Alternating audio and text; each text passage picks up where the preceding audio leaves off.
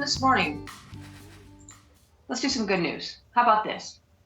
Have Kent District Library books been lingering in your home? Well, starting Monday, you can return them. We're told staff will then clean these items and put them in quarantine for a few days before they return to the shelves. So if you're worried about that, then on June 15th, curbside services will begin, and you can place your order online and pick it up from the library in your car. And finally, branches plan to open to the public July 6th, and will have several safety measures in place. Kent District Library tells us they currently have more than 240,000 items checked out, so book drops may be busy the first few days. So, take that into consideration.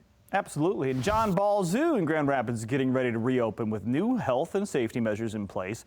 The zoo will welcome members only starting today, and then everyone else can start visiting on Monday. They'll be open at a limited capacity, so you'll have to reserve your time by buying tickets online ahead of time. There will be signs reminding people to stay 6 feet apart, and there'll be hand washing stations everywhere. Employees will be wearing masks, and while it's not required, they do recommend that guests wear them as well. And beauty truly bloomed from destruction as businesses in downtown Grand Rapids continue to rebuild following last weekend's riot. Some artists are finding a way to bring light to all the boarded up windows. After seeing the damage in downtown Grand Rapids, artist Amelia Volweiler Stanley was inspired to start reaching out to businesses, asking if she and other artists could liven up their boarded up windows. Well, she reached out to another area artist, and they started this piece on the side of Old World Olive Press. The art helping to maintain momentum of the current cultural movement and bring recovery to our hurting city. The group says their next task will be painting boarded up sections of the Fitzgerald building, which sits across from Veterans Memorial Park on Library Street. Wash your hands. That's the message we've all heard since the start of the pandemic. And a Baltimore shop owner is trying to make hand washing more accessible to wash up outdoors. He's building portable hand washing stations to set up across the area.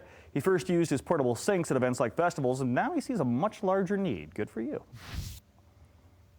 I didn't play my cards right. My husband just left to take my son to daycare. He could have stopped and gotten me one of these.